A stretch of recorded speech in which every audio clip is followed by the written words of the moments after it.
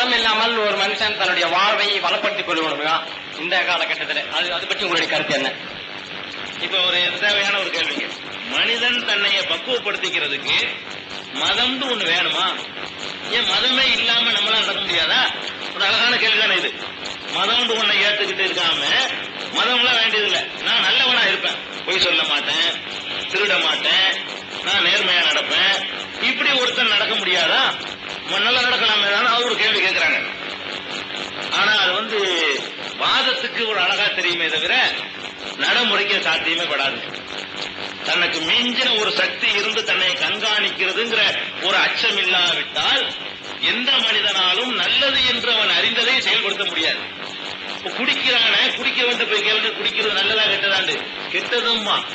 நல்லது நினைச்சிட்டு அவன் குடிக்க மாட்டான், கெட்டதுதான். ஆனாலும் என்னால் முடியவில்லை அப்படிதான் சொல்றான். நல்லதுன்னு எவனும் சொல்லல. கெட்டதுன்னு அறிந்தால் மட்டும் பத்தாது, அதை அமுல்படுத்துறது யாரால முடியும் சொன்னா அவனை கட்டுப்படுத்தக்கூடிய ஏதாவது ஒரு சக்தி இருக்கணும். இந்த உலகத்தில் உள்ள எல்லா மனிதனுக்குமே ஒரு வேலை இருக்குங்க. ஒரு வேலை இல்லாத மனிதனே கிடையாது. வேலை வேண்டாம், வித்தியாசம் இருக்கலாம். இவருக்கு வேலை 100 ரூபாயா இருக்கு, இவருக்கு வேலை 1000 ரூபாயா இருக்கும். வேலை இல்லாதவனே கிடையாது. அப்ப எல்லா மனிதனும் இன்னைக்கு வேலை போயிட்டு இருக்கான். ஒரு பிரதமர் வேலை போவாங்க ஒரு நாட்டுல, அவனுக்கு கொடுக்க வேண்டியதை கொடுத்தோம்னு சொன்னா இங்க இருந்து கொடுக்க வேண்டியதை கொடுத்துருவான். பிரதமர்ல இருந்து, முதலமைச்சர்ல இருந்து, பெரிய பெரிய அதிகாரிகள்ல இருந்து, ராணுவ தளபதிகள்ல இருந்து ஒரு ரகசியத்தை ஆட்கள் விற்கிறான்னு பாருங்களேன். இது எதுக்காக விற்கிறாங்க? அவனுக்குரிய காசை கொடுத்துன்னு வித்துறான். காசுல என்ன 100 ரூபாய் கொடுத்தது மாட்டாமா?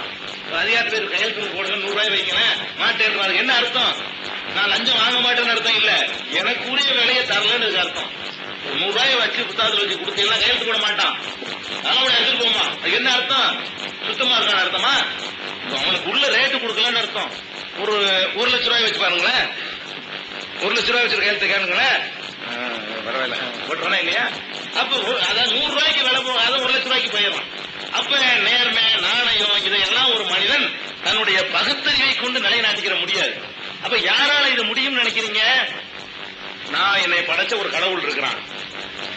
அந்த கடவுள் எல்லாத்தையும் பார்த்துக்கிட்டு இருக்கிறான். அவனுக்கு தெரியாமல் ஒரு துரும்பு கூட அசைக்க முடியாது. நான் பேசிக் கொண்டிருக்கிற அவனுக்கு தெரியும்.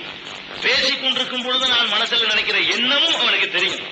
என்னுடைய பார்வைகள் எங்கெல்லாம் அலைமோதுது என்பது அவனுக்கு தெரியும்.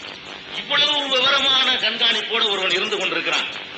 ஒவ்வொரு தவறுகளையும் அவன் பார்த்துக் கொண்டு திரைமறைவில் நடந்தாலும் சரி, தனியா எனக்கு இவருக்கு மத்தியில ரகசியமான உரையாடல் நடைபெற்றிருந்தாலும் சரி, அங்கே 3ஆவதாக அவன் இருக்கிறான்.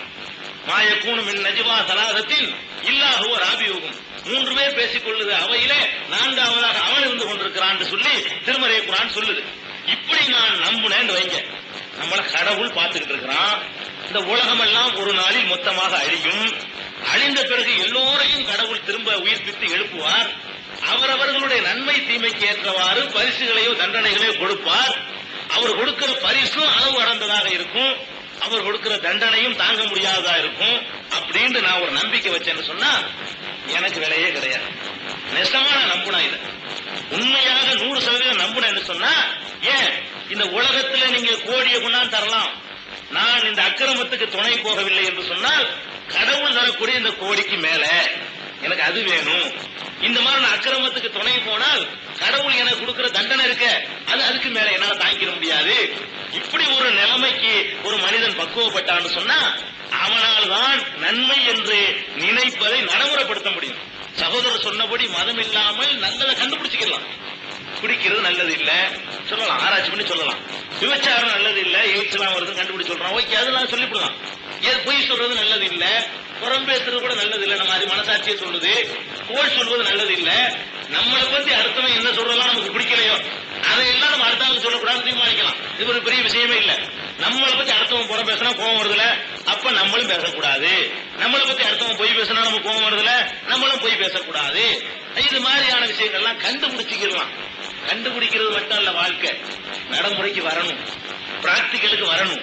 பிராக்டிகலுக்கு வர்றதுக்கு என்ன வேணும்னா மனிதன் அந்த ஆசைன்னு ஒண்ணு இருக்கு. அறிவு மட்டும் கடவுள் மனுஷனுக்கு கொடுக்கல, இந்த அறிவை வெல்லக்கூடிய ஆசைன்னு ஒண்ணு இருக்குது. அறிவு நல்லா தெரியும். அறிவும் ஆசையும் மோதுறத கண் கூட பாக்குறீங்க. குடிக்கிறது நல்லதா? நல்லது இல்ல. நல்லது இல்லைன்னு சொல்றான் பாருங்க, அது அறிவு. ஊத்துறான் பாருங்க, அது ஆசை. அறிவு சொல்றது கெட்டது, ஆசை சொல்றது குடியுது. இவன் ஆசைக்கு அடிபணிஞ்சு போயிடுறான். அப்ப இந்த ஆசையையும் அடக்கக்கூடிய அளவுக்கு ஏதாவது ஒரு கண்காணிப்பு மேல இருக்கணுமா இல்லையா? இது இருந்துச்சுன்னு சொன்னாதான் நல்லது என்று மனிதன் கண்டுபிடிச்சதை தன் வாழ்க்கையில நடைமுறைப்படுத்த முடியும். இதுக்கு சில உதாரணங்களை நபி இஸ்லாத்துல கூட நோன்பை பற்றி, நோன்புன்னு ஒரு கடமை இருக்குங்க. இந்த நோன்பு கூட அந்த மாதிரியான ஒரு பயிற்சிக்கு தான் இஸ்லாம் தந்திருக்குது. எப்படி நாங்க பயிற்சி எடுக்கிறோம்? நோன்புங்கிற ஒரு ஆன்மீக பாதையில காலையில இருந்து ராத்திரி வரைக்கும் சாப்பிட மாட்டோம், தண்ணி கூட குடிக்க மாட்டோம், பச்சை தண்ணி கூட குடிக்க கூடாது, பசியா இருக்கும், பக்கத்துல சோறு இருக்கும், யாருமே பார்க்க மாட்டாங்க, ஆனா நாங்க தொட மாட்டோம். யாருக்கும் பார்க்காம திங்க முடியும், ஆனா கடவுள் பார்த்துட்டு இருக்கான்ல, நம்ம வாட்டுக்கு சாப்பிட்டோம்னா அவன்கிட்ட பதில் சொல்லணுமே. பச்சை தண்ணி பக்கத்துல இருக்கு, குளிர்ந்த தண்ணி, நாக்கு வறண்டு தொங்கும், யாருமே இருக்க மாட்டாங்க, இது குடிச்சிட்டு வச்சிடலாம், ஒருத்தன் கேட்க போறது இல்ல, குடிக்க மாட்டோம். ஒரு முஸ்லீம் குடிக்க மாட்டான். ஏன் குடிக்கிறது இல்ல? கடவுள் பார்த்துட்டு இருக்கான, நம்ம வாட்டு குடிச்சுக்கலாம். அப்ப என்னுடைய எனக்கு சொந்தமானதையே நான் கடவுளுக்கு பயந்து தியாகம் பண்ணும் பொழுது உங்க வீட்டு சொத்தை நான் எடுப்பானா? உங்களுக்கு சொந்தமான பொண்ணை நான் அபகரிப்பனா? அப்ப கடவுள் பார்த்துட்டு இருக்க மாட்டாரா? அப்ப கடவுள் பார்க்கிறான் அந்த கண்காணிப்பு மனுஷனுடைய உள்ளத்துல வரும்பொழுதுதான் அவனை முறைப்படுத்தி ஒரு லெவலுக்கு கொண்டு போகும். எத்தனையோ பகுத்தறி பேசினவர்கள் எல்லாம் சில லட்சங்களுக்காக வேலை போனாங்க விமர்சிக்கப்படுறத பாக்குறேன். கரெக்டான ஆட்கள் தான், நேர்மையா போறவங்க தான். சில லட்சங்களை கொடுத்தவன கட்சி மாறிக்கிட்டு போனாங்க எல்லாம் பரவலா பேசப்பட்டுச்சு. நான் அரசியல் பேசுறதுக்காக இதை சொல்ல வரல. பகுத்தறிவு எல்லாம் நாங்க பகுத்தறிவு கொண்ட நல்லவரா நடக்க முடியும்னாங்க. நல்லவரா நடக்க முடியுங்கிற எல்லாத்துலயும் ஆகணும்ல. வீரமணியை பத்தி இப்படி சொன்னாங்களா இல்லையா? சரியா தவறாங்கிறதல்ல.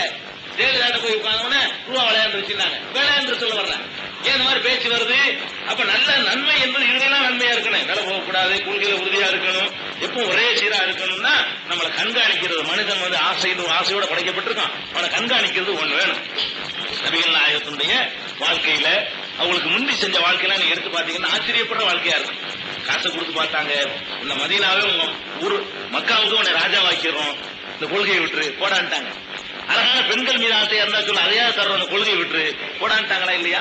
காசு கூட வேண்டாம் சொல்லு, இந்த கொள்கையை விட்டு முடியாதுன்னு கடைசி வரைக்கும் அந்த கைத்து கட்டல. ஏன் கைத்து கட்டல படுத்திருக்க முடிஞ்சு? ஒரு மன்னரா இருந்தார் நபிகள் நாயகத்தின் வாழ்க்கைக்கு பெரிய அளவு கொள்ளுங்க. பெரிய மன்னரா இருக்கிறாரு, மத தலைவரா இருக்கிறாரு. அவருடைய விரலசைவுக்கு அந்த உலக நாடுகள்லாம் பயத்தோடும் மரியாதையோடும் கட்டுப்படக்கூடிய நிலைமை, பயப்படக்கூடிய நிலைமை. அப்படி ஒரு நிலையில வாழ்ந்து கொண்டிருக்கும் பொழுது அவருடைய கடைசி வாழ்க்கை எப்படி இருக்குது? வெறும் கயிற்று கட்டில்ல, மேனி எல்லாம் வரி வரியா விழுந்து போயிருக்கும். வயிறார 2 நாள் சாப்பிட்டதில்லை, நினைச்சுதான் சாப்பிட முடியும். வயிறார 2 நாள் சாப்பிட்டதில்லை. அவரு ஒரு நாள் சாப்பிட்டா ஒரு நாள் சாப்பிட மாட்டார். என்ன சாப்பிடுவார்னு கேட்டா, கோதுமைய திருகையில அரைச்சி அதுல கொஞ்சம் தண்ணியை ஊத்தி பிசைஞ்சு உருட்டி சாப்பிடுற, ரொட்டியா செஞ்சு சாப்பிடுற அளவு கூட அவங்க வீடுகள்ல அந்த அளவுக்கு வசதி கிடையாது. இந்த ஒரே ஒரு பேரிச்சம்பழத்தை அவங்களுடைய பேரன் எடுத்து சாப்பிட்டதுக்காக வேண்டி புதுநிதியில இருந்து புதுநிதி குவிக்கப்பட்டிருக்குது. ஒரே ஒரு பேரிச்சம்பழத்தை சாப்பிட்டதுக்காக வேண்டி புடிங்கி தூக்கி வெளியே எறிகிறார். ஒரு பேரிச்சம்பழத்தை தொடாது, நமக்கு சொந்தம் இல்ல. புதுநிதி என்பது வேற, நிதி இல்லைன்னு கிடையாது, நிதி குவிஞ்சு கிடக்குது, அதுல தொடமாட்டேன்றாரு. இவர் வாழ்க்கை கடைசி இறந்து போகக்கூடிய நேரத்தில் அவருடைய சட்ட கவசம், இரும்பு கவசம் போர்ல போட்டுக்கிறது. இந்த கவசத்தை அடமானம் வச்சு 2 மரக்கால் கோதுமை கடன் வாங்கியிருக்காரு. அது மீட்கப்படாமல் மூத்தா போறாரு. யாரு? நபிகள் நாயகம் சொல்லக்கூடிய ஒரு மன்னரா இருந்தவர், ஒரு மதத்தினுடைய நிறுவனரா இருந்தவர். அவர் விரலசைவுக்கு மக்கள் எல்லாம் காணிக்கையை கொண்டு ரெடியா இருந்தாங்க. அரசாங்கத்தினுடைய கஜானாவுல கோடி கோடியா குவிஞ்சு இருந்துச்சு. அதை தொடமாட்டேன்னு சொல்லி தன்னுடைய தேவைக்கு தன் உழைப்புலதான் சாப்பிடணுங்கிறதுக்காக வேண்டி கவசத்தை கொண்டே அடமான வைத்து அதுக்கு 2 மரக்கால் கோதுமையை வாங்கி சாப்பிட்டு அது மீட்கப்படாத நிலையில அடமான வச்ச நிலையில இறந்து போயிருக்கிறாரு. இந்த வாழ்க்கையை வேற ஆன்மீக இல்லாத ஒரு நாள் வாழ முடியாது. சாதாரண ஒரு சிங்கிள் டீயை வாங்கி 2 பேர் குடிச்சிட்டு இருந்த ஆட்களை எல்லாம் நம்ம இன்னைக்கு பாக்குறோம். எங்கேயோ போய் நிக்கிறாங்க, மாளிகை கோட கோபுரங்கள் இருக்கிற காட்சியெல்லாம் பாக்குறோம். ஒவ்வொருத்தரையும் பாக்குறோம். ஒரு சாப்பாடை வாங்கி 3 பேர் சாப்பிட்டாங்கிறாங்க. அந்த ஏழ்மையில இருந்தவங்க இன்றைக்கு எங்க போய் இருக்கிறாங்க? ஆட்சி அதிகாரம் வந்தவங்க எங்கேயோ போய் நிக்கிறாங்க. நம்ம கற்பனை பண்ண முடியல. உழைச்சு சம்பாரிச்சதா, நேர்மையா சம்பாரிச்சதா, வியாபாரம் பண்ணி சம்பாரிச்சதா, ஏதாவது தொழில்களில் பண்ணாங்களா? ஒண்ணும் கிடையாது. இன்னைக்கு அரசியல் இருக்கிற எல்லாருமே அப்படித்தானே. எல்லாம் எங்க இருந்து சம்பாதிச்சாங்க? கீழே இருந்து மேல வந்து சம்பாதிக்கிறாங்க. சீர்திருத்தம் தான் பேசினாங்க, பகுத்தறிவு தான் பேசினாங்க. இந்த சீர்திருத்தம் பகுத்தறிவு எல்லாம் சம்பாதிக்கிறதுக்கு ஒரு கருவியா பயன்படுத்திச்சா? அவர்கள் ஆன்மீக அவங்களை ஒழுங்கான வாழ்க்கையில் நடத்தி சென்றுச்சா?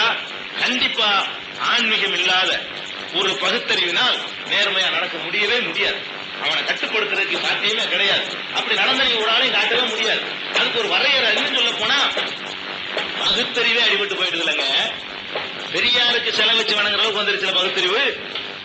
அது மட்டும் என்னங்கிறேன், இந்த கல்லை வணங்காதே, கல்லுக்கு பூஜை செய்யாதே, கல்லு கேட்குமா, கல்லு வழங்குமா பெரியார் சொன்னாரு. பெரியார் சிலையும் கல்லு தானே, அதுக்கு போய் மாலை போட்டு அது வழங்குமா? பெரியார் சிலையில போய் ஒரு மாலையை போடும் போது பெரியார் அப்படியே இருந்து போயிடுவாரா? அவர் வழங்க மாட்டாச்சு, நீ ஏன் கொண்டு போடுற? அவர் வழங்க மாட்டார். அப்ப பூஜை பொருள் தான் மாறி இருக்கு பாருங்க. கருத்தறி போகுது. ஆன்மீகம் இல்லாம போனாங்கன்னா லைன் வேற மாதிரி மாறுது, தெய்வங்கள் மாறி போயிருக்குது. பூஜிக்கிற பொருள் தேங்காய் பழம் வாங்கிட்டு போனானா இவர் மலர் வளையத்தையும் மலர் மாலையும் வாங்கிட்டு போவார். பொருள் மாறி போயிருக்குது.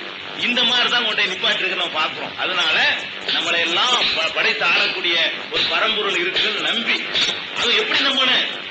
வேற மதத்துல உள்ள ஆன்மீகம் மாதிரி இல்ல. அதாவது தண்ணியே அடிச்சுக்கிடலாம், உண்டியல்ல போட்டு அது பரிகாரம், கலப்படம் செஞ்சுக்கிடலாம், அவருக்கு ஒரு கமிஷனை கொடுத்துட்டா பரிகாரம். அப்படி இல்ல.